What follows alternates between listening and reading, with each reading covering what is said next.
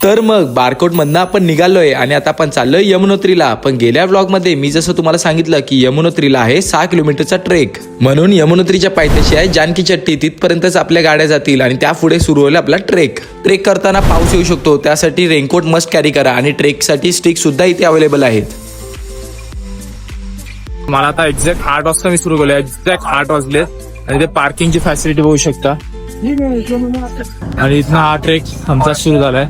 इथे बरेचसे तुम्हाला छोटे छोटे दुकानं आणि स्टिक्स साठी विकणारे लोक आहेत. स्टिक्स आहेत. तुम्ही वयस्कर लोकांसाठी इकडे पालखी, पिट्टू आणि घोडा सुद्धा अवेलेबल आहेत. पालखी का क्या कॉस्ट होता है आने जाने का? आने जाने में 8,600 गवर्नमेंट का रूल है. हाँ. अगर 60 के से ऊपर होगा तो 10,000 12,000 ऐसे ले सकते हैं. और ये 3,000 है. 3,000. और घोड़े का? घोड़े का 3500.